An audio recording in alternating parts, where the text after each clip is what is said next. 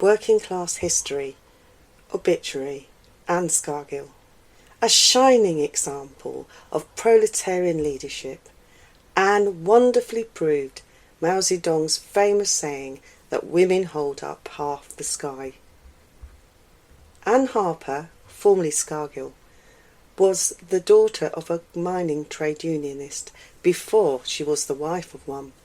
She became legendary during the Great Miners' Strike of 1984 to 1985 for her indefatigable organising and leadership of the support movement for the strike, and her activism in defence of British mining and the working class continued long after the strike's conclusion.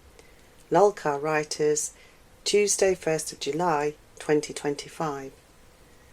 On 10th of April 2025, the British proletariat lost another fighter for its cause. Anne Scargill passed away at the age of 83. Although her maiden name was Harper, which she had reverted to in 1998, to most who knew her, she was still Scargill, even after she and ex-National Union of Mine Workers President Arthur Scargill had split up. Anne was pretty well known around Barnsley, but she sprang to national and international prominence during the 1984 to 1985 miners' strike. Anne and a group of like-minded women launched a campaign to save the mining industry. This idea spread rapidly, in spite of a few objections from miners who didn't really want their wives and girlfriends on picket lines, etc.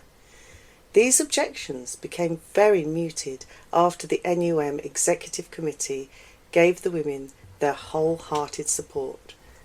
The Miners' Wives Support Group that arose from 9th of March onwards around the country rapidly turned into the Women Against Pit Closures, WAPC, an organisation that was not only born in struggle, but threw itself wholeheartedly into that struggle.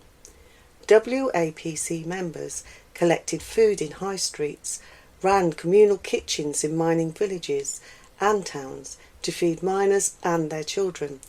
They marched at rallies, spoke at trade union events around the country, attended picket lines in spite of police violence, and took part in the occupation of pits to make sure scabs couldn't get to work. Anne was always in the forefront of these actions.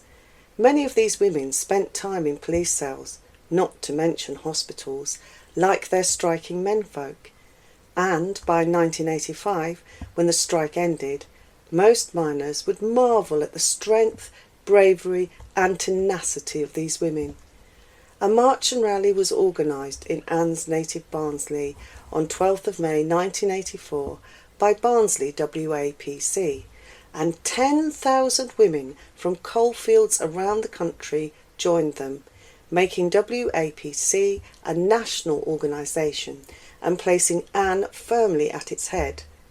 That Barnsley banner would be seen at so many events, including the annual Durham Miners' Gala, and even from a distance you could always make out the flash of white blonde hair of Anne in the front with comrades by her side.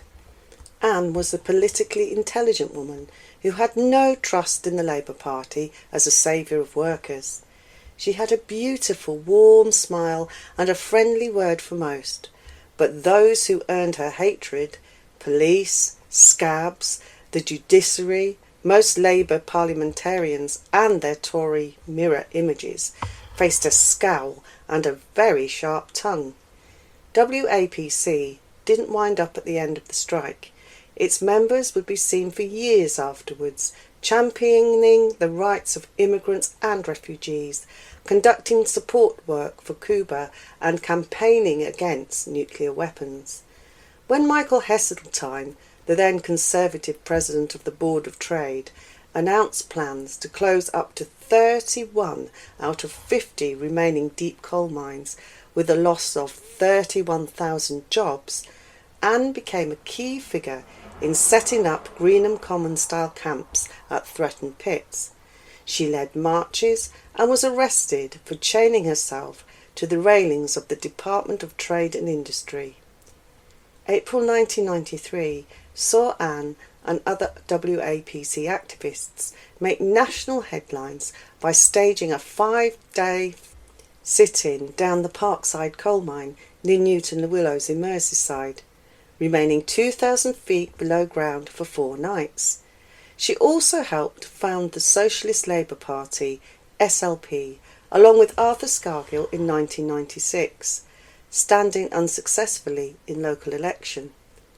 Anne was offered vast amounts of money by the gutter press to tell her side of the breakup with Arthur, but always refused with the words, quote, "I never ever said out. I've had hundreds and hundreds of pounds offered for my story, and I'm not washing my dirty linen in public." End quote.